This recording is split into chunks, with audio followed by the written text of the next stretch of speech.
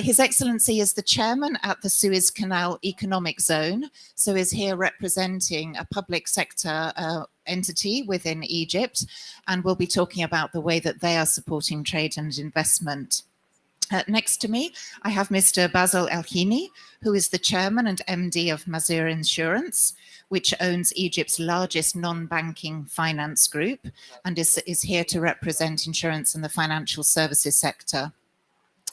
On my far left, I would like to introduce Siobhan Haviland, who is the Director General of the British Chambers of Commerce, visiting us from the UK, I believe.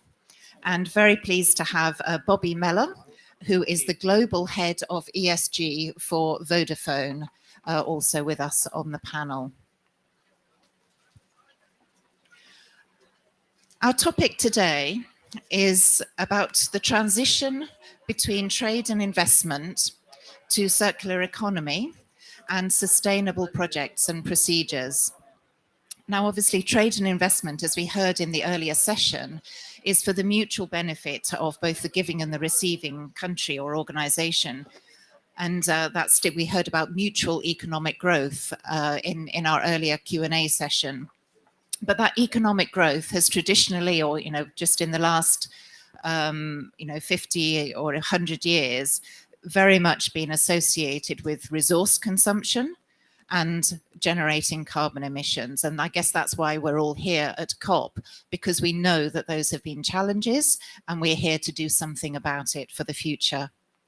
So the challenge for today is, how do we still continue to stimulate that economic growth to mutual benefit and looking for that resilience of our economies for the benefit of our people, both north, south, east, west, but also moderating our use of natural resources and drastically reducing our carbon emissions compared with how things have happened to date. So that's the challenge that's been posed to this channel. How do we start to transition? And we'll be speaking a little bit about circular economy, about ESG more broadly, but also about that transition and how can we start to bring about change that is needed so rapidly. I'd like to begin by asking His Excellency a question to do with work that's being done within Egypt and being supported by the Egyptian government. The Suez Canal is clearly an absolute strategic piece of infrastructure, that key transport link that facilitates trade and investment really at a global scale.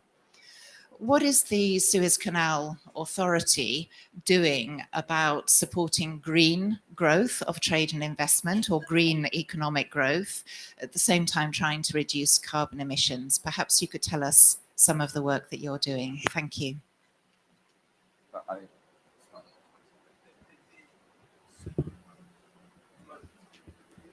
Start? Hello? Sorry. Type. First of all, thank you so much for having me here today. Thanks for Viva. One thing I want to clarify, we're not the Suez Canal Authority, we're the Suez Canal Economic Zone. So the channel for the Suez Canal Authority is managed by the Suez Canal Authority. Having said this, the Suez Canal Economic Zone is comprised of around 6 ports, 4 economic zones around the Suez Canal banks. We benefit a lot from what the Suez Canal offers to the world. And at the same time, we have access on the Mediterranean Sea, the Red Sea, in addition to 4 economic areas, each have its own attributes to attract different types of industries. First, with respect to green hydrogen, we are very proud that we had our first pilot or phase 1 project being launched by His Excellency, the President of Egypt, yesterday. This one is the easy side. No one knew how much that this facility was arranged and completed in 10 months. So you have a facility that was approved, built, and started to operate in no more than 10 to 11 months within the SE zone. So with our partners, with the investors, we were able to achieve that milestone, which is very important. So what are we doing? We are doing a lot. Hello? We are doing a lot because well, we have been working for investors for the last 3 years, irrespective of green hydrogen or not, to enhance our regulatory structure our incentives, different pillars to attract investments. That led, in addition to definitely our infrastructure. We invested heavily in the infrastructure, whether in industrial areas, in the ports, that attracted right now, we can say 16 different investors we signed MOUs for: green hydrogen, green ammonia, e-methanol, each for a different purpose, whether it's for decarbonization of industry, whether it's decarbonization of the sea freight industry, or generally burning green hydrogen to make electricity in Europe. The location of Egypt, whether providing accessibility to renewable energy with lands within Egypt, sent through the grid to the factories within the zone, is adding a lot of benefit. The connectivity between the industrial areas and the integrated economic areas between the industrial area and the ports is adding a lot of value and a value proposition for investors. That's why we got the 16 MOUs. We have 15 of which are based to renewable, to energy, and only one in East Port Said, which is waste to energy. And they both make green fuel, as we say. The other 15 are in Sokhna area. Do we have more? Yes. We have maybe 7 or 8 lined up MOUs more to add. So do we desire MOUs? No. But definitely these investors need to spend a lot of money. They need to go out, finalize their feasibility studies, get their consultants and finalize their offtakes, their feed and so on. So they need time, and they're investing millions of dollars. So they need to feel that there's a commitment from the government to provide them lands. These projects are not projects that are done over 3-4 years and they stop. It's scaled up. It takes over 20 years for most of these investors to scale up. That's why we're talking about a new fuel that will happen and will serve, in my point of view, the world for the next 50 to 100 years. It will be a replacement for most fossil fuels around the world. Egypt is doing a lot with respect to providing the ecosystem, the incentives, the atmosphere with the Swiss Economic Zone, with our partners at the Ministry of Electricity, with the Sovereign Fund. We're helping with that. The MOUs are signed between us and the investor together. We will even partake in part of these investments as contribution, whether in kind or investment cash. And for this to happen, we are signing framework agreements with a few that finished their homework on the 15th of November, as Her Excellency has stated, Dr. Hela. Why is this important? They're very sizable projects. We're not talking about projects, like I said, that run over 3-4 years and that's it. We're talking about scale up that has an immediate phase between 23 to 26. So we have our first projects launching and delivering green hydrogen in first half 26. Then the remainder of that to 2030. Then beyond that to 2040. This will have a huge impact on Egypt and the world. And Alistair was asking a question that I will answer to. Why would there be a benefit for localization? One of the things that we're working on, the second pillar, which is localizing complementary industries for this industry to flourish. The issue is today that why is green hydrogen not so much attractive for a lot of people? Because of the price. The price is still not at its best for emerging countries to take, but more developed countries to decarbonize. To do that, we need the scaling up as one. We need the complementary industries to come and house within Egypt, like the electrolyzers, the solar panels, the turbines, the maintenance, the vocational learning that we will be signing on the 15th with our partners, the batteries, electric batteries, and so on. All this will help in decreasing the cost that will be sent back to Europe. So there's a benefit for Europe in general, in the UK, to invest and localize some of that. It will not take any share that's already there. We have now a lead time, let's say, for example, on electrolyzers. So there's no ample supply out there to take someone else's job. We're working on an industry that is at its infancy. It's very important to the world. It will replace fossil fuels, and we need fast to bring it down to a price that will be suitable for the developed and the developing. To do that, There's a lot of things that needs to happen, and this is our role within the SE zone to create that atmosphere, that ecosystem. And even one of my challenges today is the infrastructure that will be done after the signing on the 15th, from a utility corridor, from the plants to the port, desalination plants, ammonia tanks, liquid bulk terminal, jetties, and maybe later on, after that, in 26, the green bunkering for ships. So there's a lot of work that we're doing with our relevant parties. There's 2 UK companies out of the 16 that have signed up MOUs. Some of them might be signing the framework agreement on the 15th. We'll see. We're still finalizing everything as we speak. People are still doing their homework. Yes, everybody has to do their homework. But I think this is a huge challenge. One last thing, and I will close.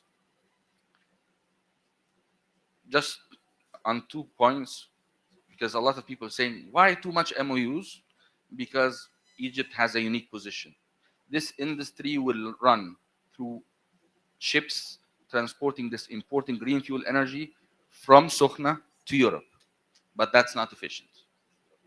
Later on, to be sent by pipes, and you are a southern European country. So therefore, sending a pipe from Egypt to Cyprus or Greece will serve and will help in decreasing the cost. And we're talking about this important fuel is built, economics on it, proximity. So Egypt has an important value to Europe, and Europe has an important value to Egypt. So therefore, we need to work together to achieve the pricing point that will be acceptable by all. Thank you. That's great. Thank you very much. And thank you for introducing the question of scale as well, the need to start small and scale up. I'd like to move to ask Bobby a question in relation to the telecommunications industry, because clearly that's an industry that began, is it, 30 years ago or something, 25 years ago, I'm not quite sure, lose track of time, but, relatively new industry, but clearly at a massive global scale already. And we've seen, we're all very dependent on our QR codes for attending events like this. We've seen through the COVID pandemic how important technology is to be able to enable communications and to still do business around the world. So that growth of industry, Bobby, is fantastic. We're all benefiting from it here, but it also implies more products, more waste, upgrading mobile phones, technology changes. It's such a rapidly changing industry. How do you hold that with the need to reduce waste? Because surely they're in conflict with each other. Thank you. Well, thanks for having me, and it's really great to be here in Egypt. This is the golden question for us as an industry.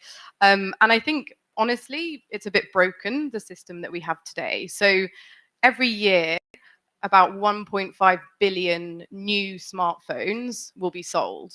That's enormous. And I look at that and I think, okay, that's 1.5 billion people with a nice, shiny new phone. But what happens to the other 1.5 billion phones that they had before? They probably still work. And what we're seeing is actually every single year, the amount of e-waste generated is equivalent to the weight of the Great Wall of China. It's enormous, and that's not just phones. That also includes computers, that includes washing machines, anything that's electronic. But this is growing at about 21% per year, and only 17% of that, as Ben mentioned earlier, is actually recycled. So we have this big issue, and it's an issue on a number of fronts. So one, it uses up precious resources. Inside our phones, we have everything from gold to copper to lithium. There's elements that I can't even pronounce in there, but they're in very, very short supply, and they're also needed for things like solar panels, electric car batteries, etc. So we need to preserve these, and we're using them up very, very rapidly. We're also creating an environmental issue because a lot of this waste is exported illegally to West Africa and dumped there. And then our third issue is a health one. So sadly, a lot of this waste is being burned openly to extract these precious metals, and that creates huge and horrible health issues. So we've got a big problem to solve, but I also see a big opportunity here. And I think this is where the sort of green economy angle comes in. So I think if we can actually establish proper formal e-waste recycling, there is a massive, massive job creation opportunity here. So we did some research in the UK last year, And we found that if we actually recycled all of our e-waste formally just in the UK, that could create 500,000 jobs. That's massive. And then imagine if we could do that in Egypt as well, perhaps not just for Egypt's own waste, but the waste of the rest of the world. So there's a huge job opportunity here. We also have the opportunity on reducing those supply chain constraints and lowering the cost of some of the components. And the one that I'm most excited about is how we use our e-waste issue to address the digital divide. So almost half of the world is still offline, and we know that the biggest barrier to connectivity is the cost of a smartphone. So if we could use all of those smartphones that are sort of, everyone's got this drawer at home, well I do anyway, that's got all of their old phones in from the past kind of 5 years, and most of them do actually still work.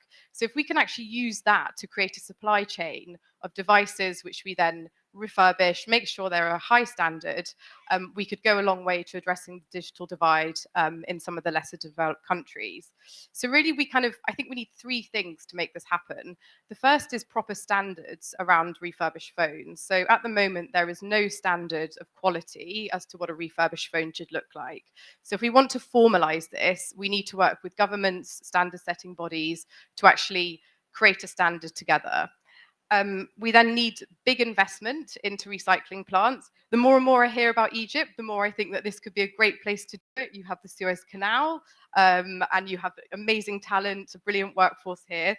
So that's an opportunity. And then I think the third area, which is really our responsibility as Vodafone, well, everyone's responsibility, is to change our behavior as consumers. So we all want the new iPhone or whatever it is, doesn't have to be an iPhone. And we need to start thinking more long term. And frankly, we are guilty of encouraging people to upgrade their phones at the end of their contract, advertising the kind of newest shiny thing. But we're now trying to make a shift across all of our markets to encourage people to keep their phones for longer. We're providing more insurance products. So if the phones break down, we can actually repair them rather than just swapping out for a new one. And just make it appealing to people to either have a refurbished phone or keep their phone for 3, 4, 5 years, because these things do work for quite a long time. So I think with those 3 things in place, we have a really big opportunity from an economic perspective, but also we can address this big planetary issue. That's great. Thank you very much. Very exciting to hear what a large corporation is able to do in terms of kind of promoting that investment into looking at recycling, how do you refurbish standards, discussions, etc. But where I come from in Kenya and across most of Africa, formal recycling is very, very limited. And what we do see, though, is a huge amount of informal sector, both reuse and recycling, because that's the only way that they would get access to certain goods and materials.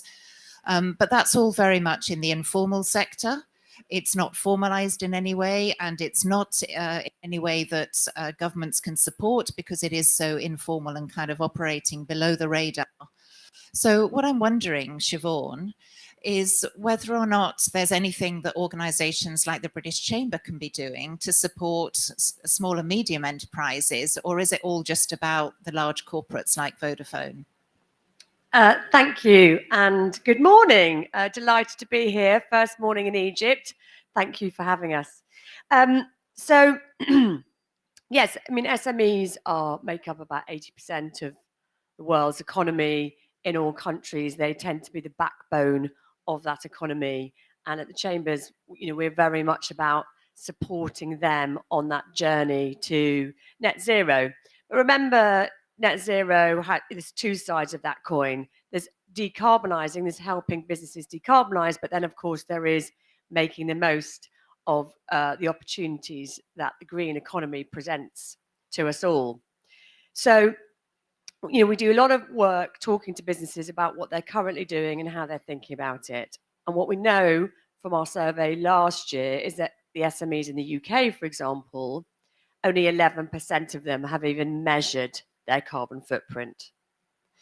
Now, that was last year. And if you were, even if you were thinking about measuring your carbon footprint last year, the chances are now, with the energy crisis and the issues that we're facing across the globe, it's not even on your list of things to do.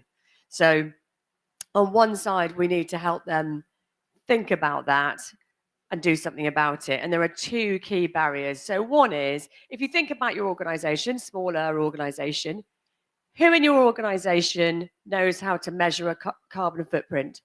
Anyone here know how to measure the carbon footprint? 2 or 4. Well, not very many, we might say. So capability in your organization, who's going to measure the carbon footprint, A, and B, what you're worried about is you're going to get a report back that says you need to invest 50,000, 100,000 pounds in solar, new lights, whatever it may be. Well, you don't have 100,000 pounds sitting around in the bank to invest. Even with really high energy prices, it still feels like a massive thing to do because you are holding cash at the moment. So I'll come back to how the chambers are helping SMEs move down this journey. But what we're also saying is we're talking to government about what they need to do to help actually businesses, big and small, start on the green journey.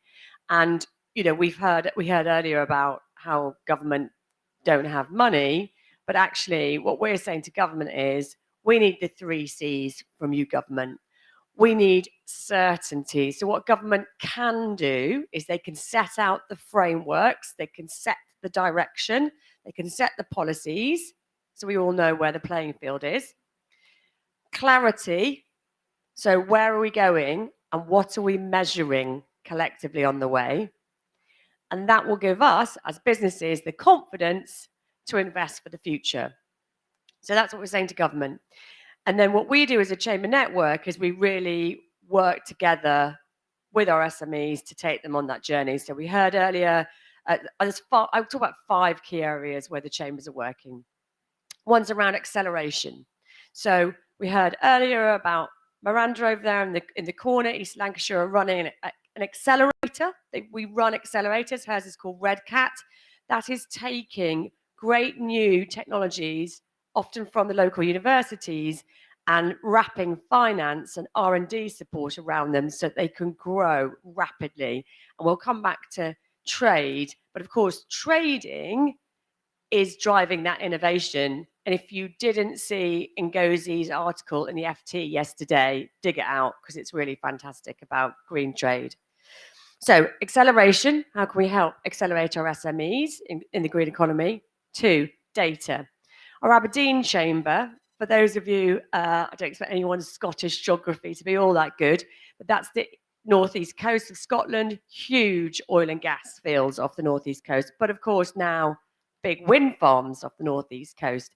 And what they are doing is they're working with the oil and gas industry to measure how they are moving down that energy transition that we all want to see.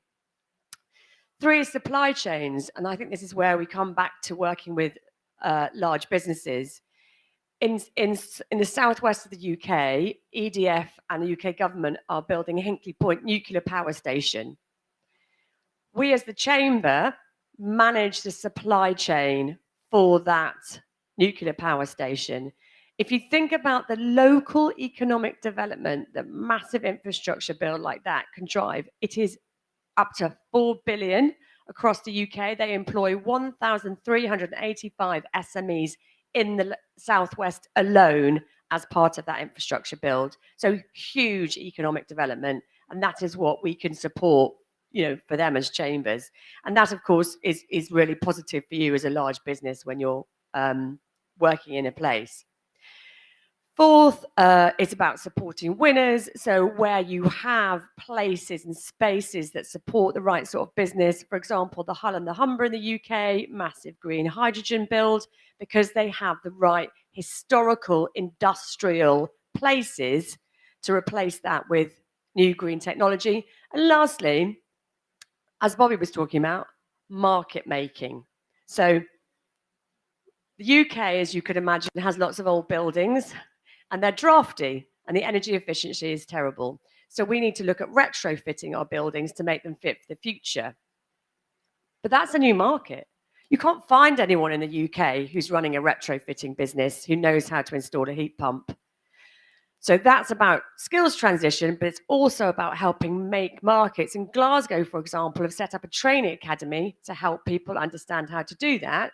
Bobby was talking about the 500,000 jobs that you could effectively, brand new jobs in refitting old phones to be new phones. So we really can work with big businesses on supply chains and market making in those markets. So I'll stop there, but there's a lot that we can be doing to support our SMEs. That's great. Thank you very much, Siobhan.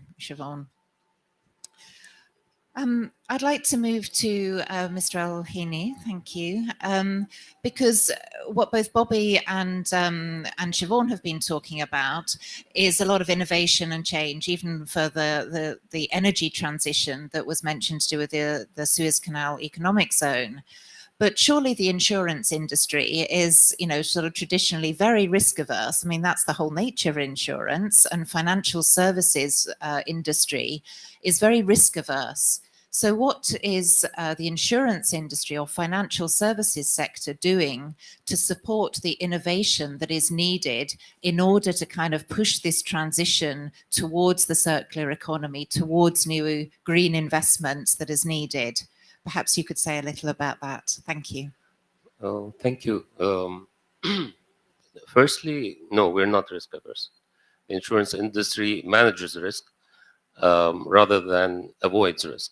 So our whole existence is based on risk. If we were risk averse, we wouldn't do business. We definitely embrace risk. We definitely take on risk. It's just that we manage it. We study it. We manage it in order to accept it or refuse it, and if we accept it, how to price it.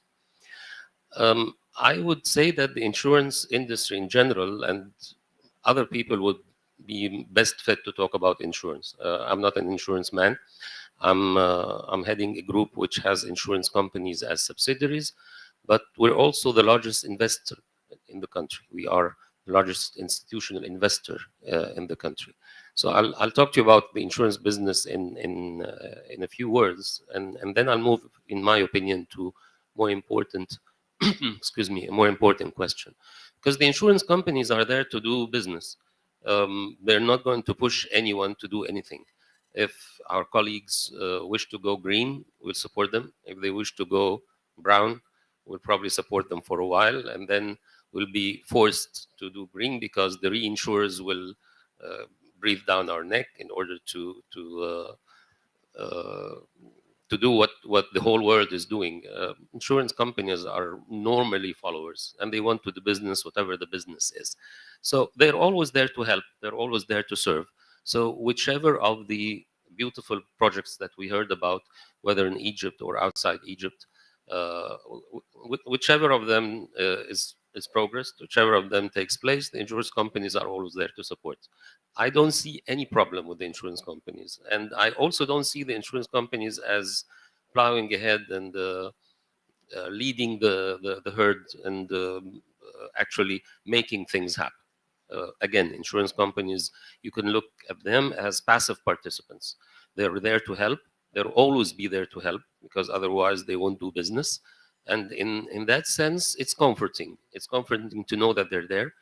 Same way that it's comforting to know that the financial institutions, for example, lending money, are always there for good projects. So the creativity and the innovation and the taking the lead in general, green or no green, will not come from the insurance companies. And in my view, also will not come from the lending institutions. Both are there to help. Both are there to support. The ideas and the creativity have to come from the investors. And I respect the statement that was said this morning and echoed again in this panel that governments don't have money. Yes, governments don't have money to spend on stuff that we're talking about today, but governments in specific areas of the world have money that is stored somewhere else that could also be called upon to invest. Unfortunately, we're a government-owned company, by the way, or we're a government-owned group. We are the richest group in the country. We are the largest institutional investor in the country. We are ready to help and we are ready to invest. We are ready to support. But we are generally not called upon to do that. I don't know about the case in other countries, but in Egypt, the government-owned institutions could very easily serve as the locomotive, and they have always done that, whether on the investment side or on the lending side. But the whole world seems to think that government intervention in anything is just not benign. They tend to paint the whole scene with one brush, which should not be the case. There are countries like Egypt where government-owned institutions are still there. They are still operating. They're still operating very well. We are welcoming all the initiatives by the government to crowd in the private sector, including taking stakes in our own companies. And actually one of our companies, which is the leading life insurance company, is coming to the market, whether for strategic investor or for the IPOs. But in general, we're still there. The National Bank of Egypt is still there. Banque Misr is still there. These are government institutions. When we're speaking now about the going green and changing direction in any aspect that we're talking about, we have to treat these institutions as partners. Unfortunately, the outside world always looks at an economy from the outside, and they want to see the private sector. Fine, we all want to see the private sector, but my proposition always to the institutional investors, to the international institutions, to the multilateral institutions, look for the specifics, look for country specifics. What works for Kenya, for example, would not work for Egypt.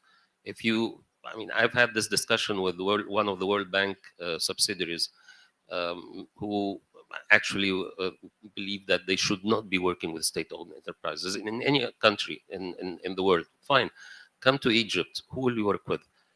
All the leading institutions are state-owned enterprises, and actually, this has delayed partly the initiative to go green in a specific area. We as a group, we don't have, for example, a green fund in Egypt. We don't, not yet, not until this moment. We wanted to go green in this aspect. We wanted to establish a green fund, and we went to the international institutions, organizations, asking for help. And this was more than a year and a half ago. Nothing happened so far. Why? Because we're government owned. This will always be a hurdle. This will always hold back a country like Egypt. And now, as you can see, these 2 weeks, we are open to the entire universe. We want to do something on the green side. We want to go the extra mile. But at the same time, the outside world has to tailor its perspective to suit a country like Egypt in order to help Egypt. Because what you can do with a few government institutions leading an initiative, especially in the investment side and the finance side, you can jumpstart the entire operation. You can jumpstart the entire initiative rather than go around the market looking for private entities who are either too small to take the risk, or believe that the absence of the government institutions is a red flag. Dr. Hala was talking this morning about the sovereign fund taking a minority stake in some of the important investments to give comfort to the private sector. The private sector, if anything, is risk averse, to borrow your quote. So seeing the government there will give them the comfort. My proposition always to the international institutions is work with the government-owned companies in a country like Egypt, because then, and only then, will we achieve the progress that we all aspire to, whether in green or other. But we're here to talk about green, so let's focus and concentrate on green. Thank you so much. And so that's really speaking to the need for partnership between private sector and governments, that public sector and private sector need to work together. And I imagine that you would encourage people who are here this week, next week, to really use the opportunity to engage with representatives from the Egyptian government in order to see how there is opportunity to work together moving forward on these issues. Thank you very much. May I come back to your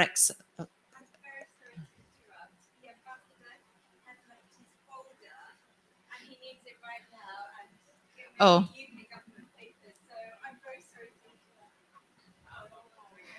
Okay, it's found. Problem solved.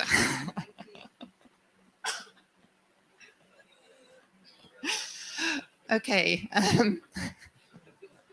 Very glad we were able to solve that problem. We may have challenges solving the rest of the world's problems, but at least that's one we can cross off the list.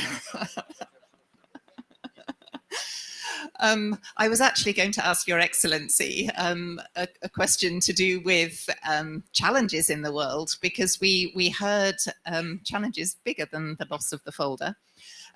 We heard earlier this week on Monday, clearly the world is very behind on its COP26 commitments. There's been geopolitical disturbances, all sorts of stuff going on in the world. We're still recovering from or still trying to deal with the post effects of the pandemic, as well as other major issues in the world. So in the context of change and disturbance and other challenges, isn't sustainability and some of these issues the first thing to get dropped? And what is it, how is a government, how is a public sector organization able to help mainstream the right sort of green technologies, circular economy technologies, the things that we know are necessary, but how do we mainstream those to make sure that they don't get dropped as soon as there's another global challenge on the horizon? Thank you. That's a very important question. I think this is one of the issues that we're facing today. Going back to the projects that we're talking about for the green fuel that we have, one of the things is the financing from DFIs around the world, especially the ones that are coming from Europe. One of the issues is cheap financing, concessions, grants. It needs to be based on that. There is countries and continents that are setting out or earmarking investments for that. They need that. Demand in the world for this green fuel that will solve a lot of problems in the coming years are still thin, but it's really bigger than that. The unofficial demand is on the sidelines, waiting for the price and waiting to see that these projects really deliver. At the same time, people are reluctant to move ahead. So it's like a cat and mouse kind of thing. But we, as a governmental entity, we work with the Ministry of Planning, the Sovereign Fund, the Ministry of Electricity together to help solve a lot of the issues that these companies are facing, and talking on their behalf with the relevant governmental authorities in Egypt or even outside Egypt. Because we knew that for this to happen, to transform the SC zone in specific and Egypt at large to be a green fuel hub to help the world, we are at a very unique location between three continents: Europe, Asia, and Africa. Africa is the least to populate the world, but at the same time, we have two continents that you are very close by. And again, I'm saying this fuel is important with proximity. So helping to solve issues with respect to technology, the electrolyzers, having them close by, even which type of electrolyzer, is it PEM, alkaline? And we're learning this by the day. Even them, they're learning it by the day. But the thing is, I feel there's a new market that has not been tapped yet, which is Egypt is one of the top 5 producers in the world with respect to gray ammonia. Still, there's a market for blue ammonia. And converting gray to blue is quite easy, not capital intensive, and will serve and transform a lot of the industry locally and internationally for providing that important fuel, the blue ammonia. Having said this, the green ammonia that being produced is not really green. And I'll use my definition of that. It's 50 shades of green. Because if you want to be really green, it's not going to happen before 10, 15 years from today. Because that will have to add to it mobility. You will add to it the buildings that they will set out. You will have to add a lot of things. But it's even the Ministry of Electricity is adding maybe in 8 to 10 years' time, a utility electricity corridor from where the generation happens to where the SC zone will use that power generated. separate from the grid. By the first 10 years, we will be using the current grid, effectively mixing molecules between conventional energy and, let's say, renewable energy. That will be split after maybe a few years because of the size of the renewables needed. I believe there's a lot of things going to happen around the world. And for instance, and this is my view, it took us 100 years to replace or have an alternative fossil fuel cars. Natural gas, then electric cars. I see that electric cars will be having a life of another 20 years. Then you will have mobility using green fuel, because you don't have the problem of replacing the batteries every 10, 15 years, which is around 65% of the car. So technologies will happen. We're talking with them. Financing is another issue. I think it's more of a commitment of the world of how to push these projects. And there's another also delusion around the world is, and companies, even when they're talking with us, they're saying, okay, you want us to come to the SE zone? Give us incentives. Sometimes they go too much of what they ask. Or we go to Saudi, or we go to Morocco. No, you will go to Saudi, you will go to Morocco, you will go to Egypt. The world will need such hubs. It's not this or that, it's both. If we're talking about the green fuel that will help the world for the next 50 to 100 years, the size of land that is required to generate renewables is so huge that not one country will be able to deliver. Adding to it the shipping, you need to have stations for all. It cannot be served from one country like Egypt. It has been Oman, it has been Australia, India, Morocco, and so on, Chile. So it's not one country will have to be the main place. You will have several hubs, one bigger than another, but at the end of the day, it's a collective act between a lot of companies. One last thing before I close, the 15 or 16 MOUs, and this is the key for all of this happening for green fuel, are all renewable companies. They are entering this generation of green fuel, whether it's ammonia, hydrogen, or e-methanol, for the first time in their life. They are charting in uncharted waters. But the others that already doing fossil fuel are on the sidelines waiting, and they will come in, like the BP, like the Shell, like Chevron, like other fossil fuel producing companies are starting now to say, hey, why am I waiting on the sideline? They're starting to come. And these are the players that have been in this business for so long, and you know to convert it fast. We need to find a way of getting them to be incentivized to invest in these important new fuels, because the ones that are doing it, that is already doing the generation of power, and for the first time they're doing green ammonia, and that's all the 16. Thank you. Thank you very much for reinforcing the message about shades of green, and sort of it's a stepping process, you know, one step at a time to sort of go through that transition, but at the same time reinforcing the need for the rate of change in order to really start making a difference. And Bobby, I'd like to come back to you in terms of something you mentioned earlier to do with kind of digital poverty, if I can call it that, and sort of when it comes to technology, telecommunications, it is so important to the growth of economies and to empowerment of people. And so with that, with the digital poverty that it does still exist in so many parts of the world, the lack of access to the smartphones, to the networks that can enable people to connect with the rest of the world, what can a company, a big corporate like Vodafone, do to sort of accelerate that rate of change, that access to digital technology, to empower people in all parts of the world, but at the same time hold that intention with the need for resource minimalization, you know, a circular economy, etc. Could you say a little more on that? Thank you. Sure, yeah. I mean, the scale of the digital divide is enormous. So 2.7 billion people have never accessed the internet globally, which is it's just wild to me. That's almost half of the world has never been on the internet. And sometimes I think, oh, that sounds like bliss, because sometimes you're on your phone all day and then you just want to throw it away and not see it for a while, which might sound a bit strange coming from me. But we know that having access to the internet yields better health outcomes, better education outcomes, and economic prosperity.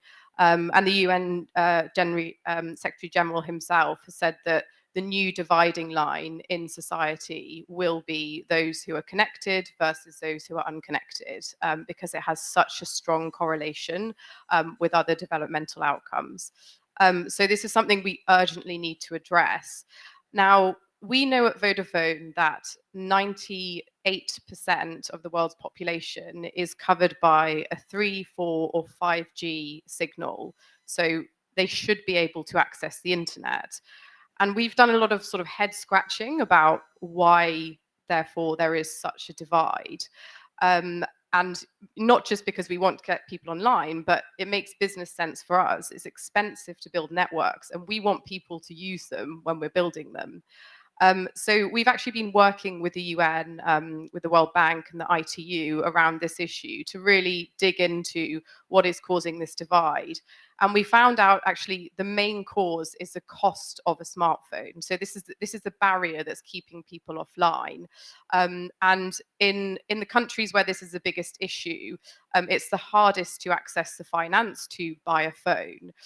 So in the UK, in a lot of Europe, probably here, it's very easy to get a phone on finance. Most people will pay off their phone over 12 or 24 months. They don't have to outlay it could be £1,000, £2,000 of a new phone.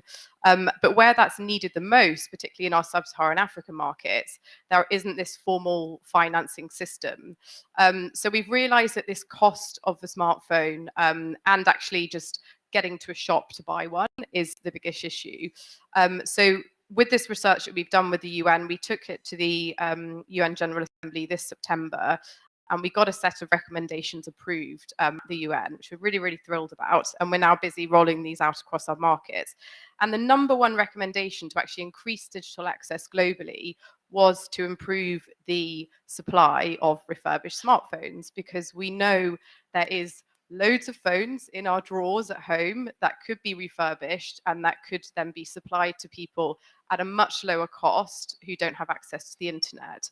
So I kind of go back to my earlier points. To make that happen, we need a standard of what a high quality refurbished smartphone looks like, because without that standard, what we're finding is when we try and ship refurbished smartphones into a number of our African markets, they're being taxed as luxury goods, and there's a 40% tax markup put on that. So while that still exists, it's very, very hard to make these phones affordable. So we're looking for a new standard that will help create this supply chain and trade around refurbished phones.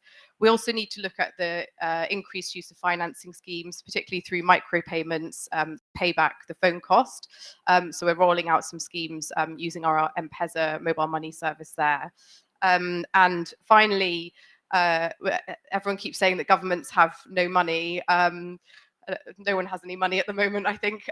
So we'd like to cooperate a bit more with governments on using universal service funds, which were traditional pots of money that exist in governments to fund rural network rollout.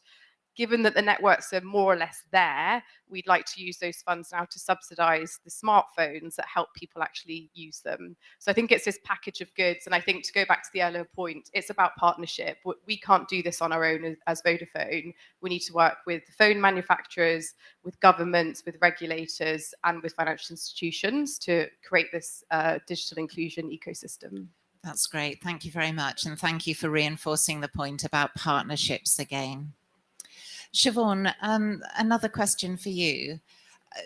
How can trade and investment be used as a lever, as a push to try and promote more sustainable practices, maybe towards circular economy, maybe to the use of green energy? Because, if it's purely down to private sector with no other agenda, it's just about, economic growth or growing the business. It's not about, worrying about ESG on the other side, as it were. how can trade and investment, or how is trade and investment being used as a lever to kind of stimulate better sustainable practices? And whose job is it to sort of make that happen? So trade is really at the heart of what the chambers are about. 79 chambers all over the world. We know when we ask our businesses, what is your number one obstacle to trading? It is finding a partner or distributor in that other market. And about 10%, so for example, about 10% of UK businesses export, about 60% of chamber members export. And that is because they are great at giving advice, the right documentation, and then, of course, finding a partner into your market. And earlier we were talking about how we incentivize sustainability, circular economy, shades of green. And as business people, you know how you do that. You show people the business case for it. You show the business case for green innovation, and there are, as we've already touched on, huge opportunities all over the place in terms of green innovation. And trading in those new green services and products is a massive part of that business case. So showing businesses that that is something they can do off the back of inventing new businesses, new products and services is a massive part of that business case. So I think it is our role as chambers, our role as businesses, our role with our supply chains or our customer bases to show the business case, encourage that green innovation. And the other thing I think that a lot of markets do a lot better than the UK, for example, is start with export. You start with a product that you're sending to another country, as opposed to always thinking it's going to be a domestic opportunity first. So that's where I focus on trade. That's great. Thank you very much. And Basil, if I could ask you one more question, and then in a moment we'll open up to the floor. So please be ready with any questions from the audience, please, to any of our panelists. We spoke earlier about private sector is reluctant to work with public sector institutions. There's a bit of a tension sometimes, or they feel that public sector is too slow. Private sector maybe is more risk averse than organizations that you've mentioned before.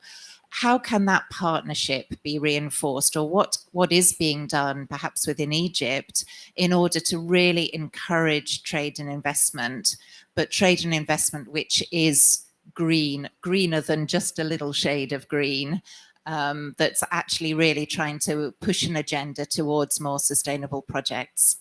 Thank you.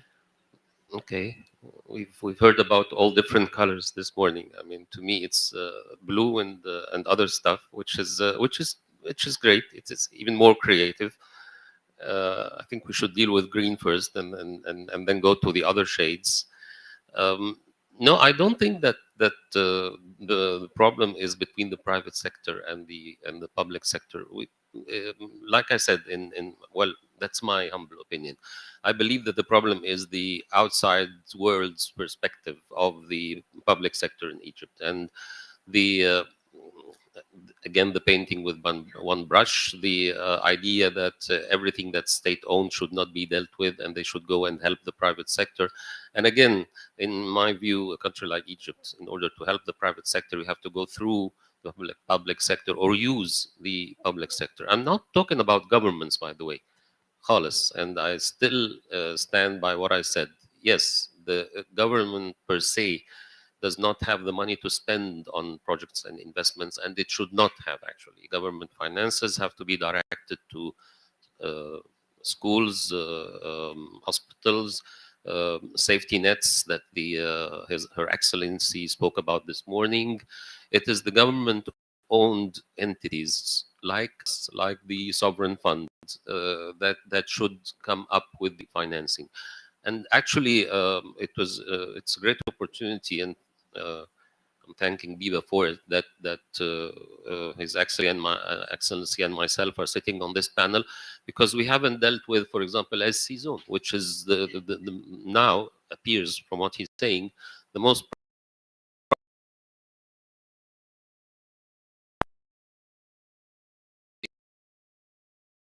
about this unique location of Egypt. We, I mean, I'm an old man, and I've been studying.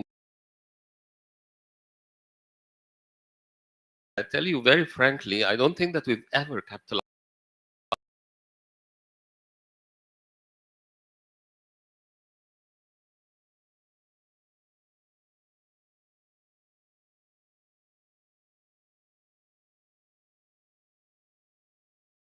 colonists. So every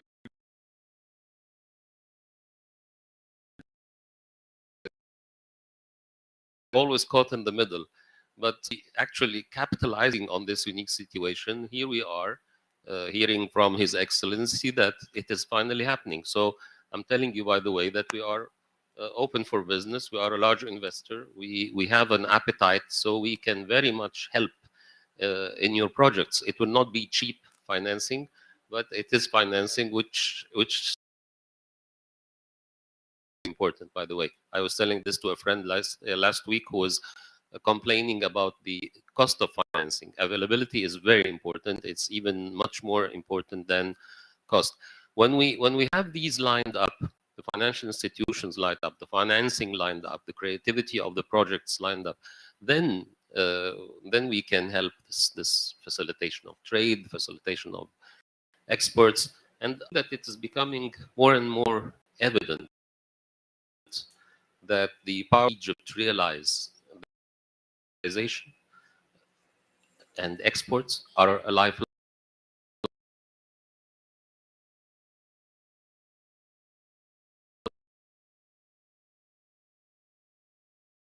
Actually, as soon as the BII, I sent the contact details of Shireen Shohdi to my colleague, who is the Chief Investment Officer of our largest companies, because we want to extend our cooperation with them. So, not the public sector. I mean, it's not the right word. We don't have public sector قطاع عام in Egypt anymore. Government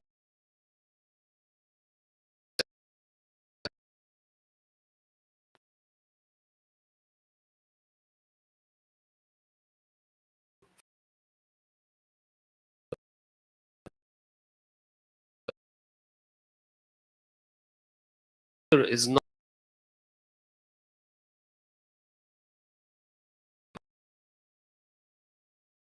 past 4 years, when they sensed that we are serious, when they sense that we move fast enough. We don't hide behind laws and regulations. It's very easy, by the way, to hide behind laws and regulations and to fake hard on you. No, this is not the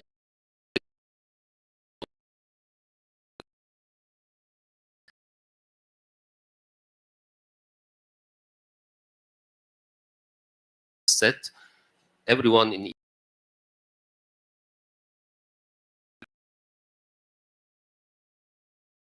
and you will find the scope.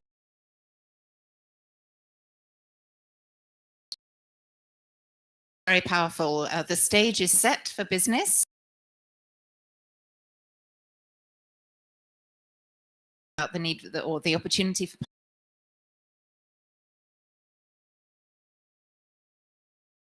external visitors coming to interact with Egypt, but perhaps there are also in-country partnerships that can be forged through events like this. Thank you. We've got time for just a couple of questions from the floor. So if anybody has a question for us, and please, if you could just briefly say your name, which organization you're from, and who your question is directed to, if there is a particular panelist you would like to answer. Thank you. So my name is Valentina Krechma. I'm Energy Transition Director for Capricorn Energy. And my question is for His Excellency regarding hydrogen. Thank you very much to all the panelists, actually, for really insightful presentations and your insights on these kind of really important topics. But on hydrogen, we are hearing a lot about supply, but we are not hearing enough about demand for hydrogen. So how are we going to open demand? Because currently supply is running ahead of demand. In your view, which sectors of the economy are going to open demand? And when do you expect that to happen? Because at the moment we are emitting a lot of radio waves, not enough receptors. And if we want to scale up, as you were saying, and bring costs down, this is not going to happen if it has nowhere to go. So your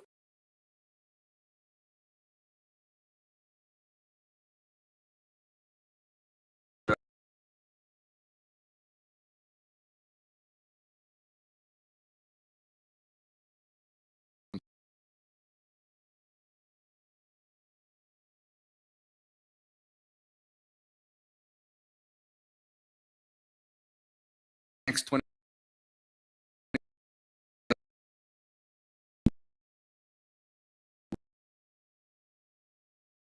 5 years. So what I signed on a step down approach with respect to price, starting, let's say, from 700 euros per ton for green ammonia, coming down till reaching around 400 after 25 years. That will stimulate demand, the official demand.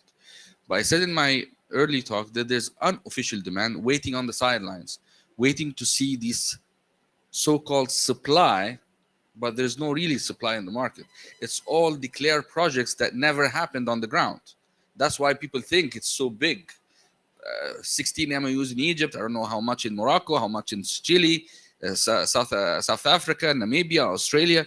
But what's on the ground? There's a handful of projects. One of them just launched yesterday in Egypt. So, but is there demand? No, there's huge demand. But they're waiting. First delivery, making sure that the pilot project's really successful, and that they're not, because what being asked for them is to fix a price for 25 years is nonsense. Right now, some DFIs started to get that. I'm thankful one of them is sitting here right now, to accept financing these projects on a step-down approach with respect to price. Otherwise, these companies after 10 years will start to just not be obliged to meet their contracts when the price goes down. How to stimulate that more, or who's going to use that? I think in the first 10 years, it will be like countries that intentionally want to decarbonize, want to reach net zero with certain dates that have committed, mostly EU countries. Okay. Thereafter will be the developing countries. I see maybe Egypt will start using this fuel after 10 years, not before. I doubt, because the price is too expensive. Maybe when we compare it to the current prices of other fuels today, they're leveled, but because we have inflation. But when inflation subsides, maybe in 2-3 years, the price will still be high. The first big projects that we have in the zone will not happen before 26, first half 26. So my only project today is a 100 megawatt project, which delivers 100,000 tons of green hydrogen per year, which is around 500,000 tons of green ammonia per year.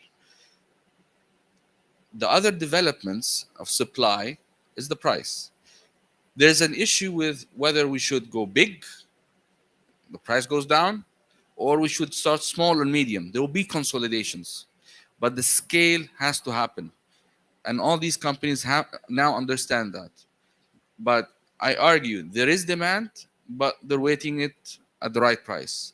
And the DFIs, the investment community, and others need to understand that. Like Mr. Heaney was saying, that the investment, Mr. Holding is a big investment partner. When we did the MOUs with these companies, it was very easy for me as a zone to just rent the factories, rent the land for 50 years. That's it. But we got an option that we invest in kind for that. The same thing for the Ministry of Electricity. The sovereign fund will make a sub-fund for these green hydrogen projects to allow institutional investors to come in and push that as partnerships in these projects. Because there's no price being paid for the sun or the wind. And that's in Egypt. or any other country that will deliver that. So that price is that I need an uptake or a benefit to be inside these projects. So we believe in these projects. We saw it's a learning curve. We've been learning for the first time one of these projects happened in Feb 21. They presented the case. Honestly, I was thinking it's not going to happen before 20 years.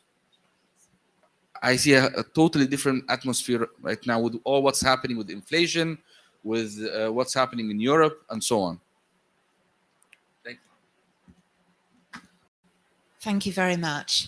I think we've run out of time for this session, and I know one of our panelists has to leave, but I think others, Your Excellency, are you still around?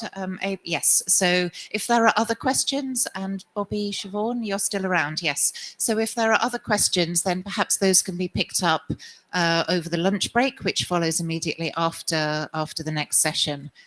So thank you all very much for your contributions this morning. Thank you for joining our panel. And I hope you will join me in showing them our appreciation in the usual way. Thank you.